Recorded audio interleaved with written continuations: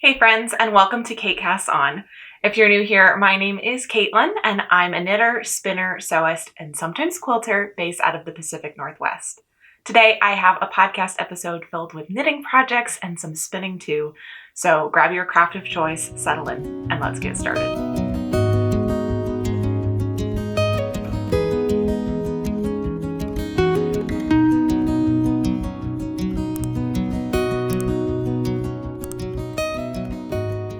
I hope the last few weeks have treated you well. On my end, I've been doing a lot of knitting and spinning, big surprise there. Mostly working on projects as planned, but also throwing in a few that were a little bit unexpected, but a lot of fun to do nonetheless. Before we dive into finished objects, today I'm wearing my Cove sweater. This is one of my more recently finished sweaters, and my second Cove sweater that I've knit. This is a pattern by the Knit Pearl Girl, and I knit mine using 2 strands of Knitting for Olive Merino held double. The first color was pomegranate, which is this nice true red, and I paired it with robin, which is a little bit more of like a subtle, like soft terracotta orange-red color. And together, I just think they make a really nice, subtle marl that adds some nice texture and interest to this plain stockinette project. Like I said, it's one of my more recently finished sweaters, but I've been pulling for it a lot the last few weeks. It's added a nice pop of color to these cold, gray winter days, which has been really nice. So with that being said, let's go ahead and get into finished objects. The first project that I have to share with you today is so exciting. This is my Olga sweater, which is a pattern by Petite Knit. This lovely all-over striped sweater, including in the ribbing on both the body and the sleeves. The stripes continue. The only solid part is the collar. This is such a fun pattern. I feel like it was really well written. I don't typically have issues with Petite Knit patterns, and this really wasn't an exception to that rule. I think it was really well written. I actually made only one modification to this the entire time, which is pretty rare for me. Normally I at least customize like sleeve length and body length, but in this one I did not. The only modification I made was to the collar. Let me see if I can get it close so you can see. I added this really cute little double knit section, a little welt, before I got into the 1x1 ribbing. That was just a fun stylistic choice that I planned on actually before I even cast this on. I follow Sophia Knits Things on Instagram, and she has a tutorial on how to do this. The example that she shows is on an Olga sweater, and I just thought it was a really cute detail that I wanted to add to mine as well. So I did that.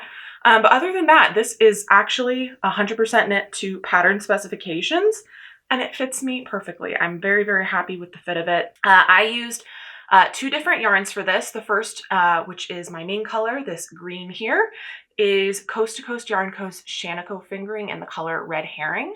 I held that double. And then the off-white color is Fiber MacGyver Shaniko fingering in the color Pearl. So both of them are Shaniko fingering bases. I held them double and used fingering weight held double because that got me closer to the recommended yarn's yardage than using the DK or worsted bases from these dyers did. So that's why I did that. And I'm really happy with the fabric that they made. It's a little bit more structured, not quite so drapey.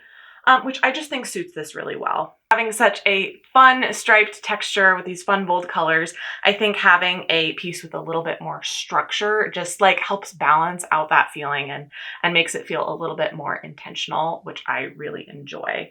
I've only had a chance to wear this once since it came off the blocking mats, but it was really nice to wear while I did.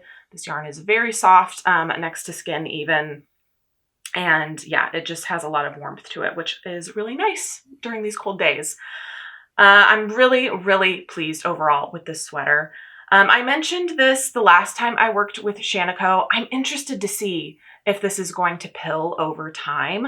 My other Shaniko sweater that I have knit was using a tweed base, and so I don't feel like it has pilled all that much. It's been a couple months since I finished that one.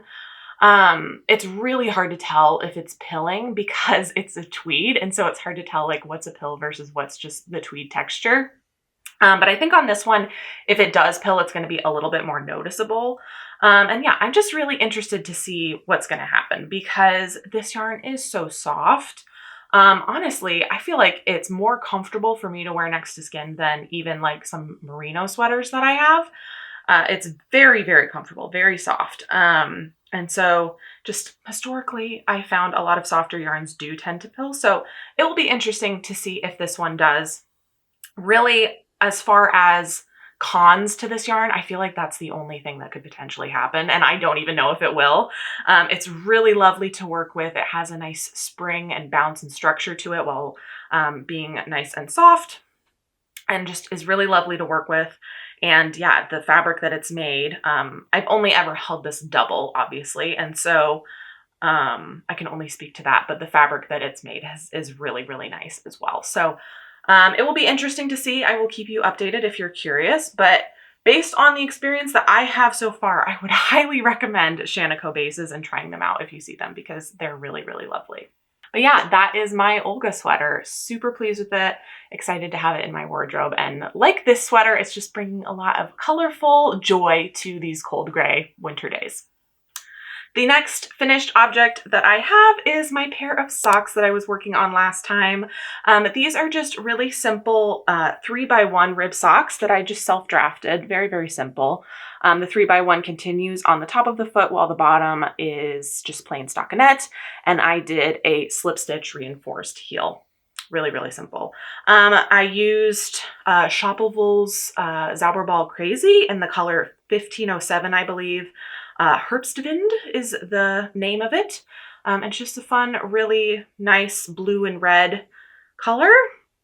This sock was done the last time I showed it to you, and I was in the middle of working on this one. And I mentioned that I thought this sock was going to have a little bit less red than this one. And I was right. It did kind of come out in the toe here, which is good. But, you know, it's Zauberball Crazy. You get what you get, and it's just fun to see what colors come next. So I'm still very pleased with these socks. I love that they're sisters, not twins. And I do think it helps to have like the same color on the top. I think for them being so different, having that same color there really helps them feel like sisters. But yeah, I really love this sock yarn.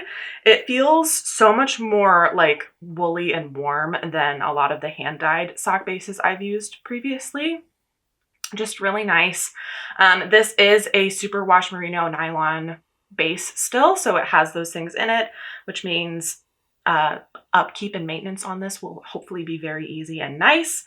And I would love to make more pairs of socks with the Zauberball Crazy this year. I'm really, really enjoying it.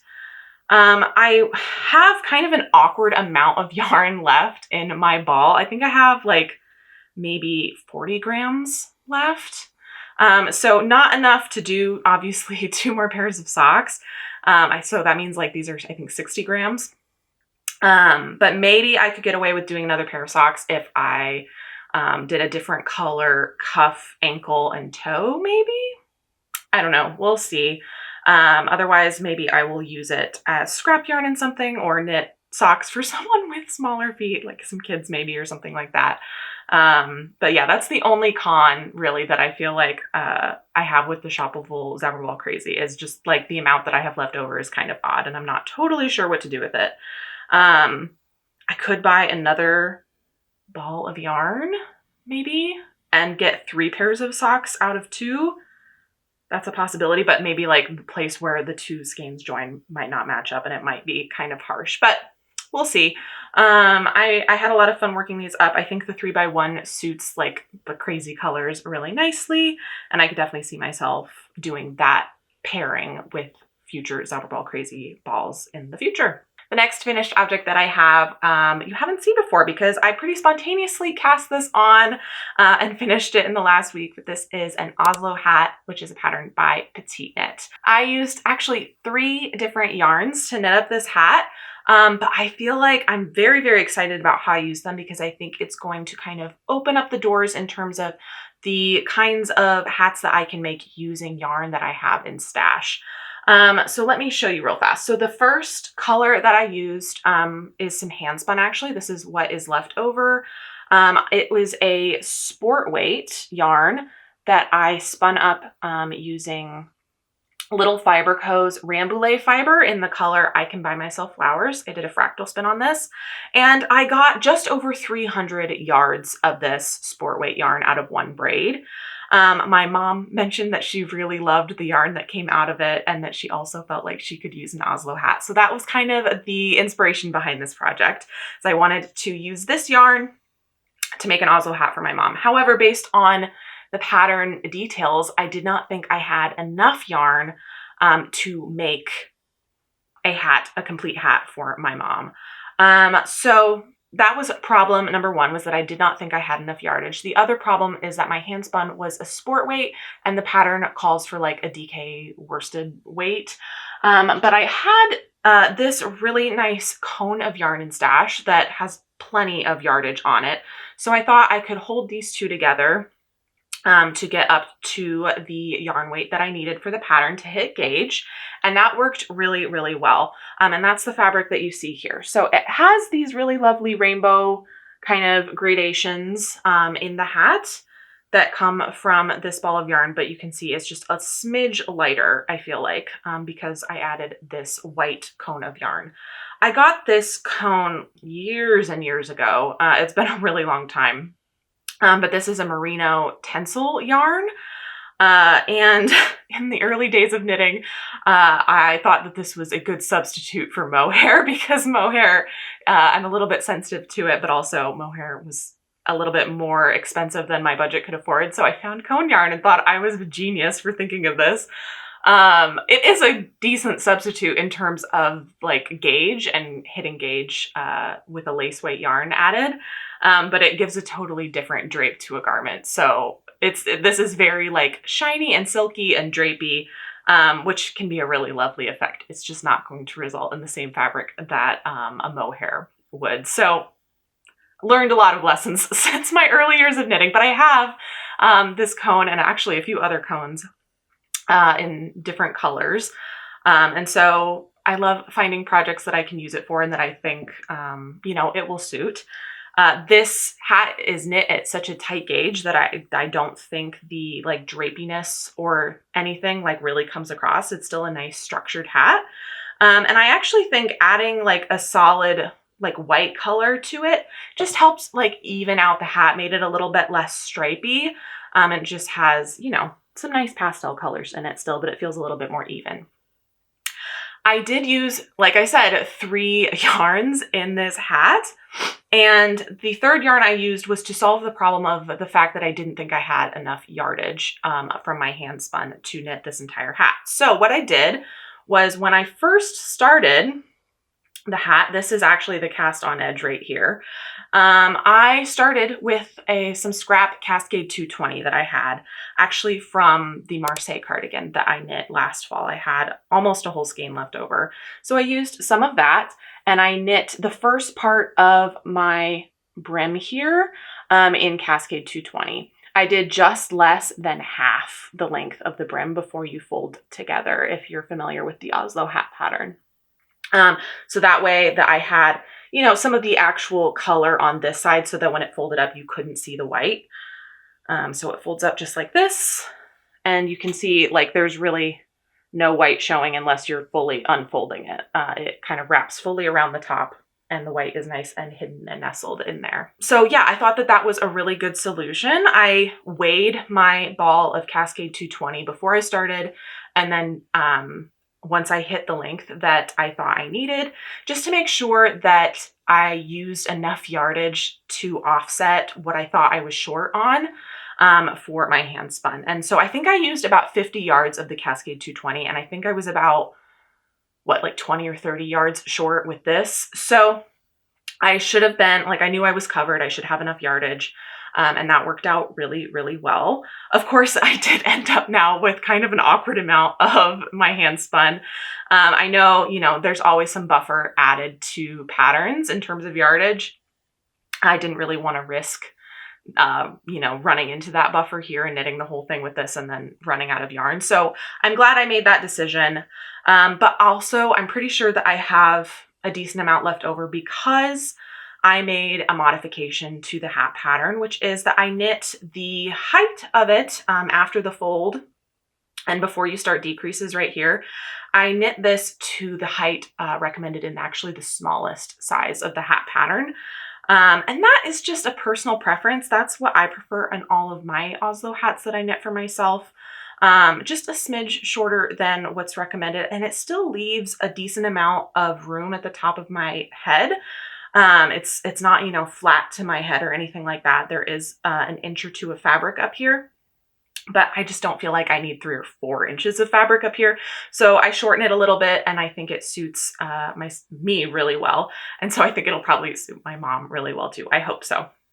But yeah, I need to actually get this mailed off today when I'm done filming this podcast, and hopefully she will get it before she watches this episode so that it's a surprise for her.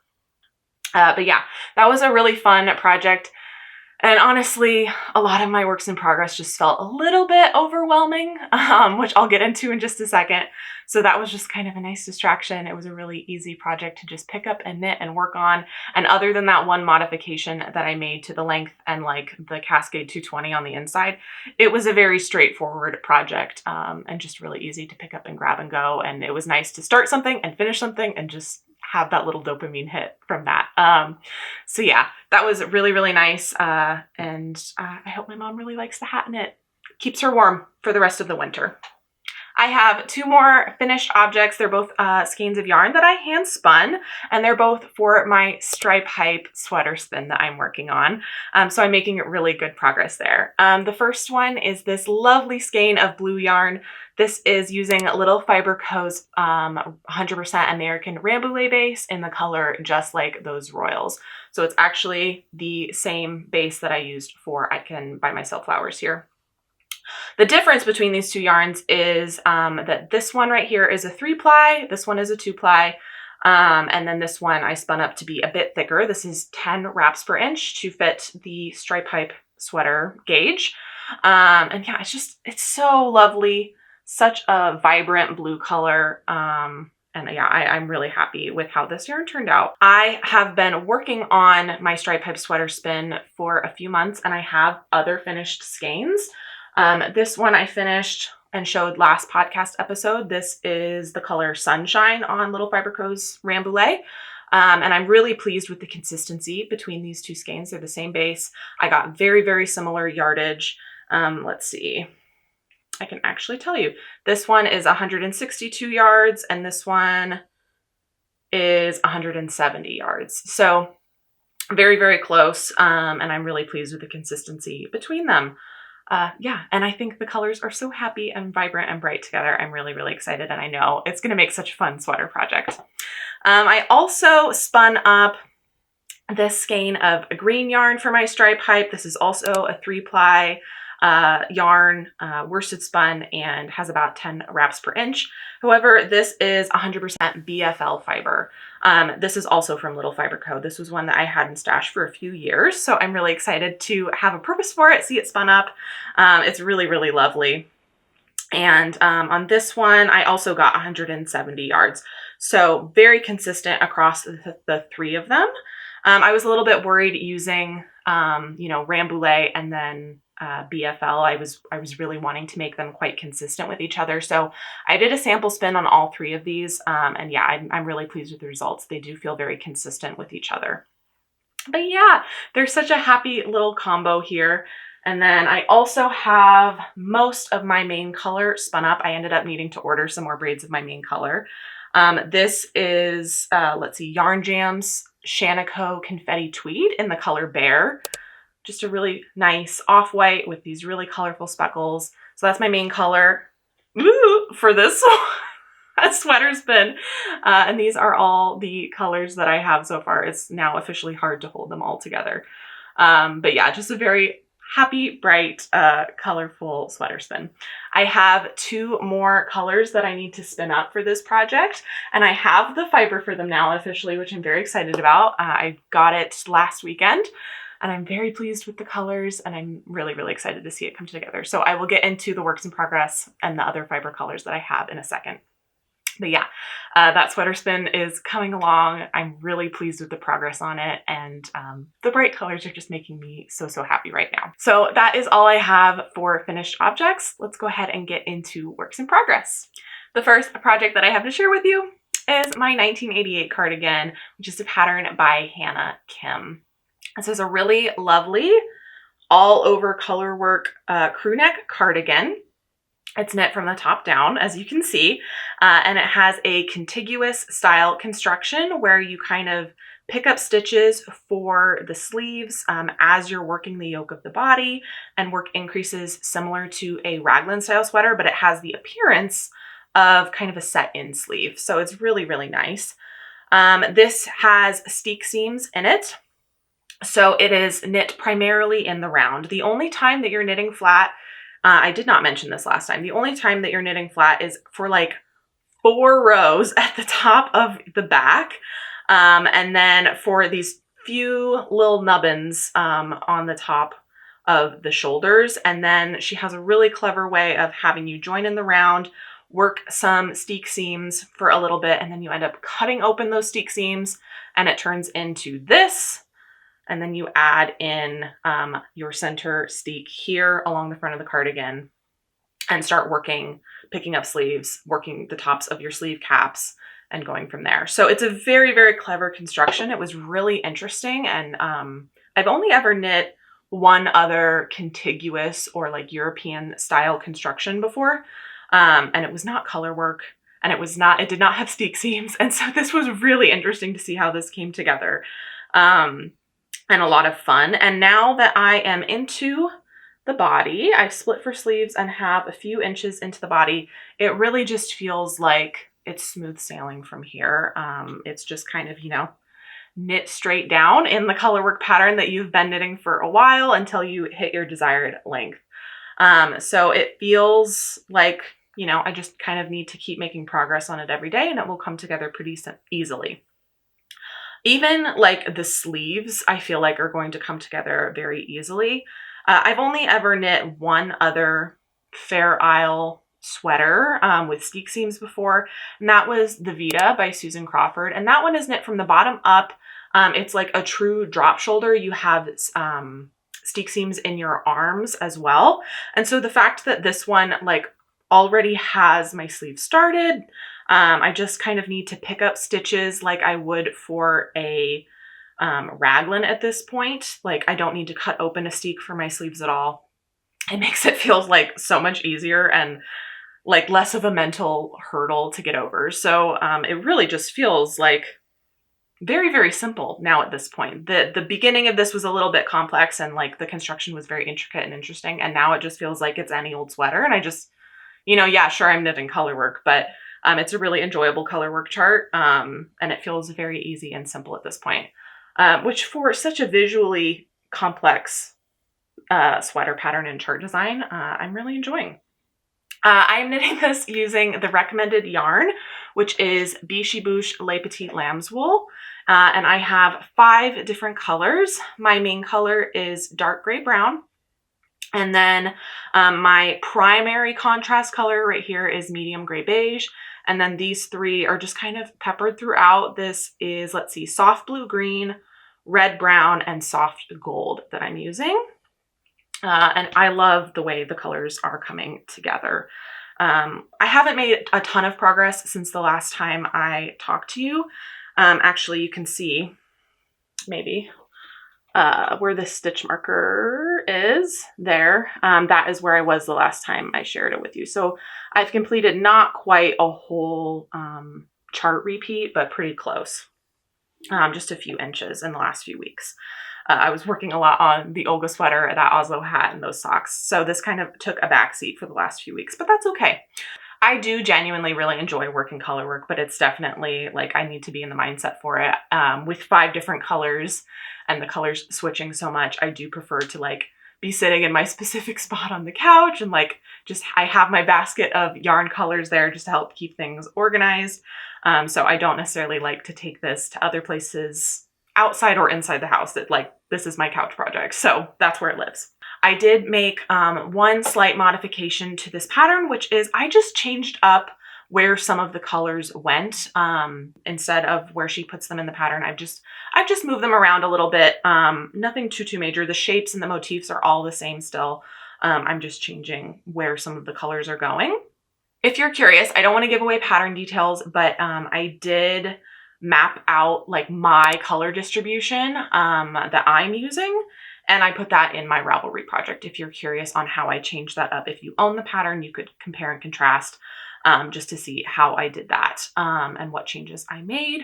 But I'm really pleased with like my decision to change up those colors. I feel like it makes it feel a little bit more evenly distributed.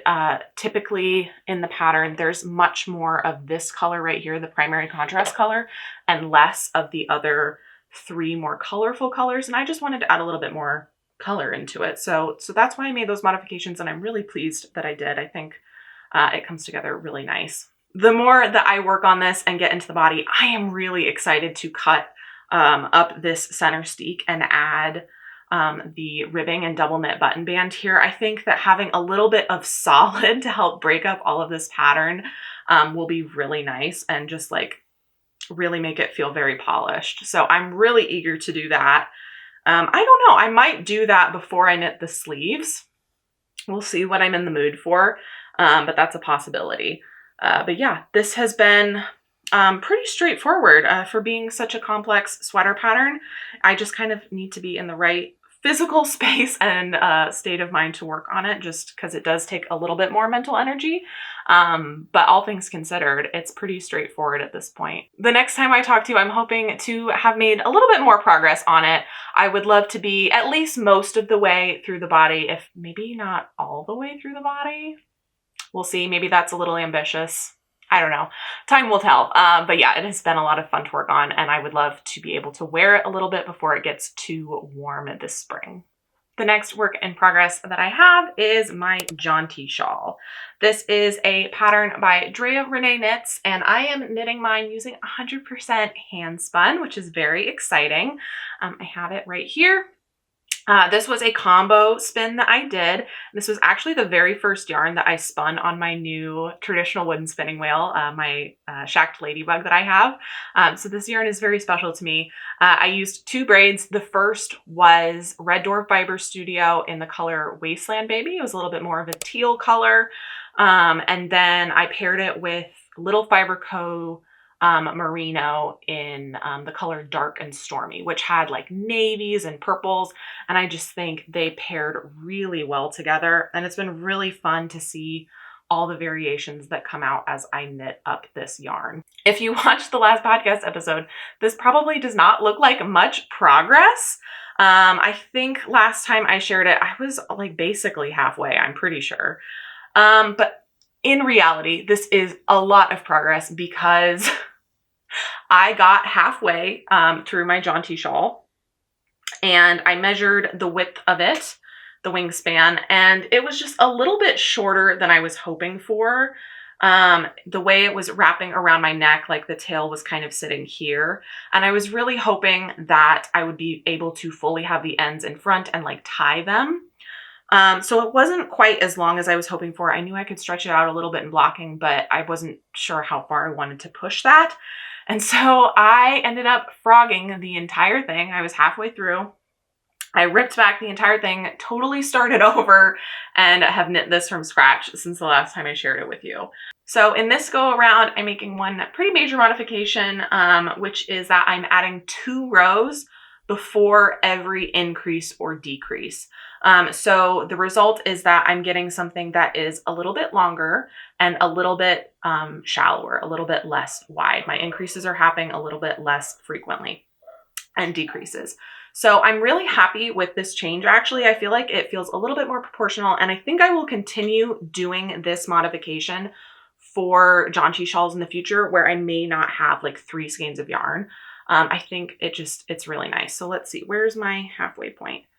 There's my halfway point at the center of my chest, and I can pull the end now like down to the center of my chest. So I think with blocking, I know it's kind of a mess to look at right now with my needles in there, but I think with blocking, I could even get this a little bit further and then like fully be able to tie my ends together and have a nice little shawl like this. So I'm really happy with this modification.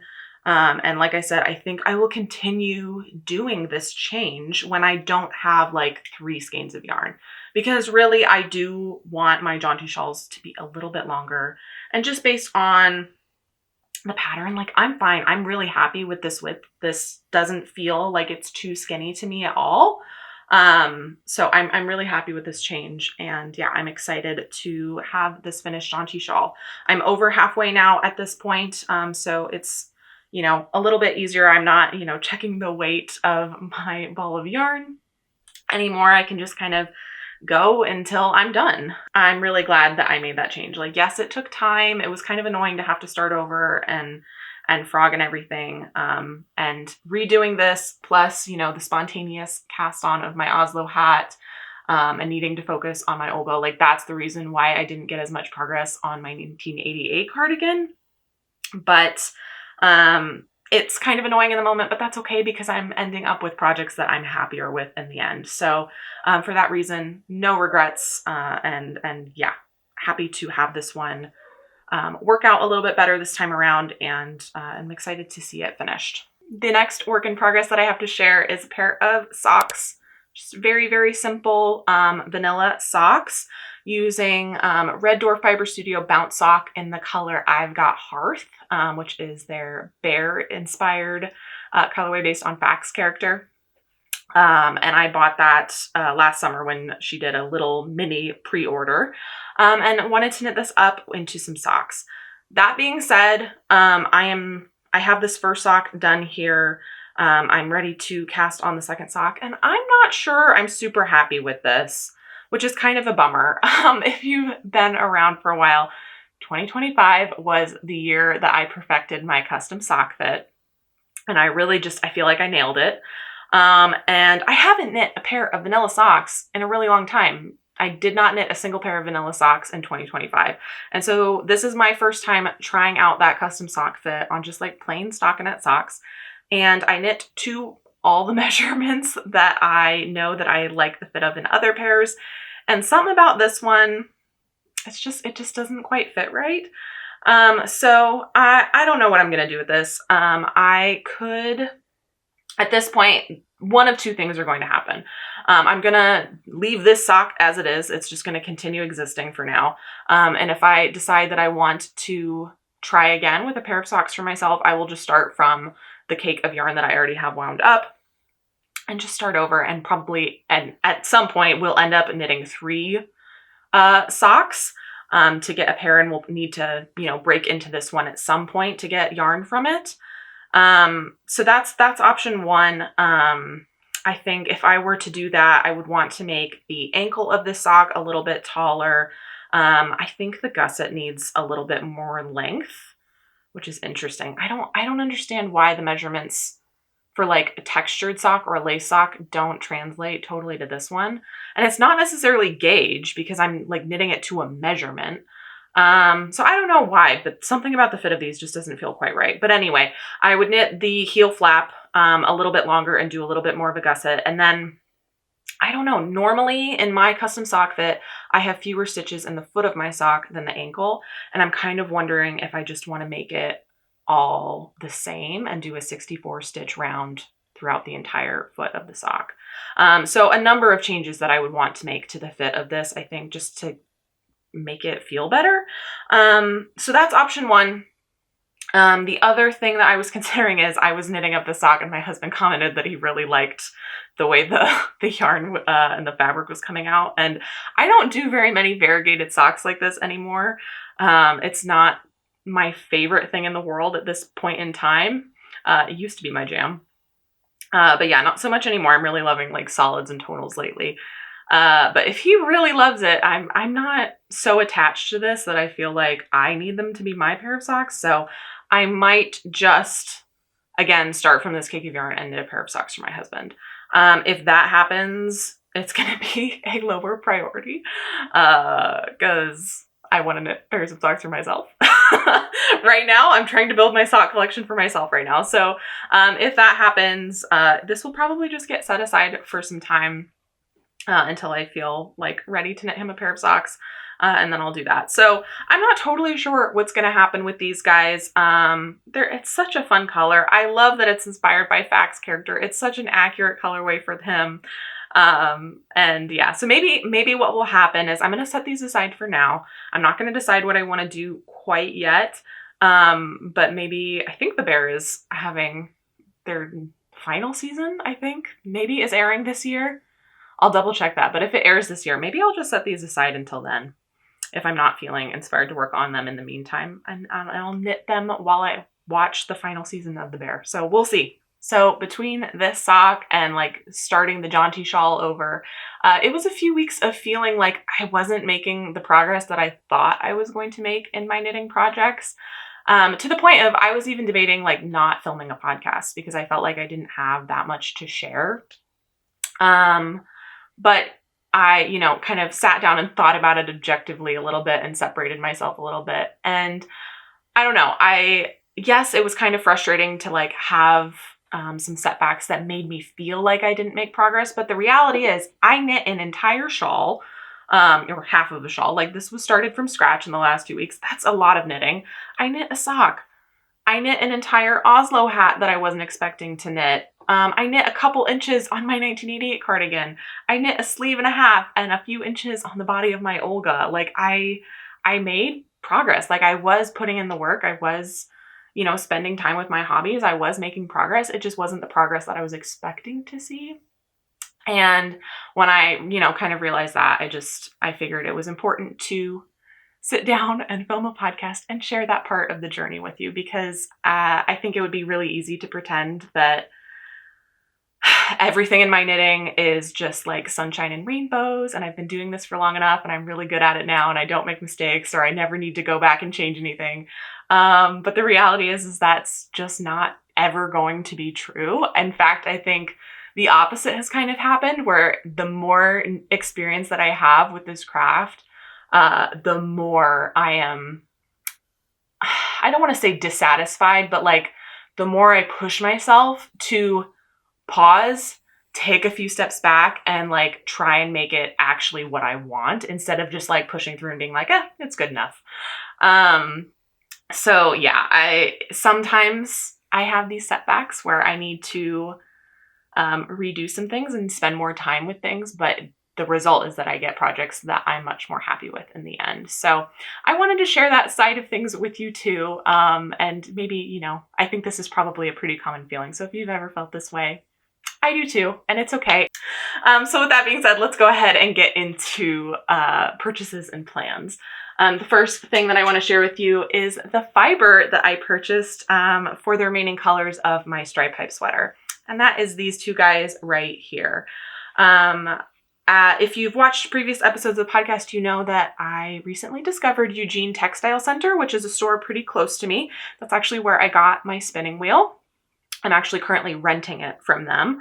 But yeah, while I was there looking at spinning wheels, I noticed that they have a wall of like solid fiber in a bunch of different colors, and I did not have the mental capacity to look at it when I was there to get my spinning wheel.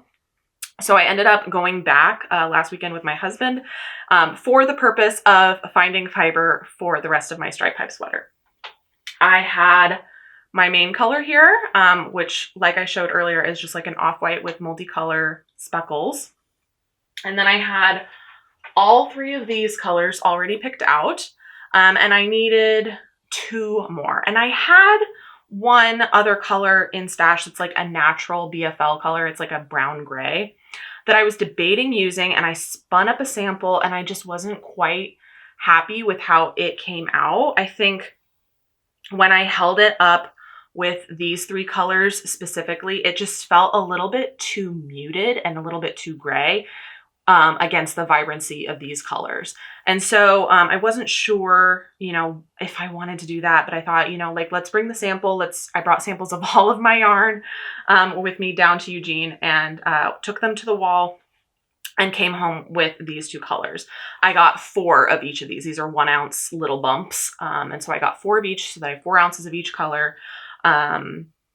And I'm really, really happy with them. The first one that I picked out actually was this one. This is the color Nutmeg.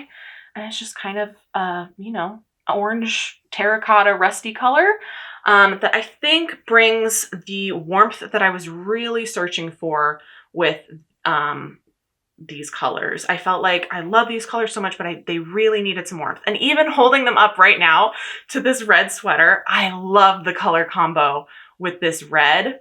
And this is the color that I was looking for in fiber for months. I've been looking for this color right here because I think it looks so cute together. And I haven't really been able to find the right color red. And so that was a little bit of a bummer, but I thought that this orange was like, it was the closest I could find. And I was happy with this. I thought, you know, that's good enough. Everything else was either like a pink red or like a fire truck red and way too bold. And I wanted it to be a little bit more muted the way this one is because of that other color that I paired with this, and I held two colors double. It softens it a little bit. And so I wanted it to be a little bit softer, but I think that is really, really nice. So this was kind of the first one that I chose, and it was the best of the options that were there in terms of adding like a red or an orange. And then the other color I grabbed is the color Mocha.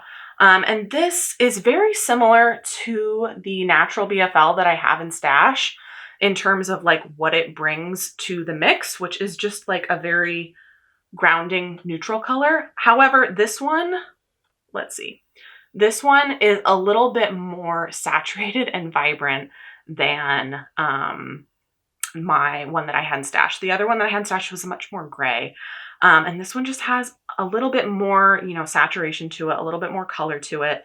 So it brings this really nice grounding element so that all of these colors together, I feel like they still feel very vibrant and happy, but aren't just like a full prism of color. Like I feel like they have kind of a concentration to them, a direction, a perspective, and they feel a little bit more grounded with this brown. So I'm very, very happy with these selections. I think they're gonna come together really well.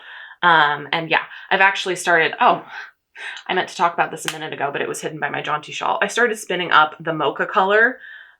So that's been really nice. I was debating which one I wanted to spin first, and I think this one is a little bit more of a boring one. So I wanted to do this one first so I didn't end on a boring note. But yeah, it's just a nice brown color. It's a little bit more saturated, and I think it's going to pair really, really well. So I'm very excited about those. And I also, like I said, needed to order a little bit more of my main color to spin up. But that being said, I think I only have, I don't know, maybe 3 or 4 skeins of yarn left before I'm done with my sweater spin. So that's very exciting. The other thing that I have purchased recently was some fabric. This is from Matchy Matchy Sewing Club, and this is their cloud linen in the color Asparagus. I am obsessed with this color. I think you could probably, you know, sense a theme with everything that I have going on right now, that I'm just like in the mood for a little bit more vibrant colors lately. But I'm really, really excited for this fabric. I have some exciting plans for it this spring. I'm going to do a video in a few weeks talking about my spring knitting and sewing plans. But I'll give you a sneak peek. I want to sew a Carl shirt with this fabric. That's a pattern by Sewing Machina. I've made 2 of them in the past. One of them specifically, I feel like I really nailed the fit of, and I absolutely love. So I'm going to be trying to replicate that. I think it'll be really fun to have, you know, this big button up in this really vibrant green. So I'm excited about that. I do need to find some buttons that I like to go with this. I have a little bit of a button collection going right now, but I don't think any of them are quite the right size or color for this. So we'll see. I'll do some hunting. I do need to find buttons for my 1988 cardigan still. So I really should just like bring a little snippet of this fabric and a swatch from that sweater and go button shopping. Now that, you know, spring is coming up, it's not really showing outside yet, but it's in my head. I know it's coming. I'm feeling a little bit more of my sewing mojo come back, and I have a few projects that I want to make. And I'm really, really excited about them. So that will be fun to get my sewing machine out again and get into that a little bit more as the weather warms up. So yeah, that's all I have to share with you today. I hope you had a nice time sitting down and chatting with me and found a lot of joy in whatever you've been working on during this time. If you haven't already, if you enjoyed watching this video, I would really appreciate it if you could hit the like button and subscribe to the channel if you're not already. That really helps me out. Anyway, I hope you have a fantastic rest of your day, and I will see you in the next one.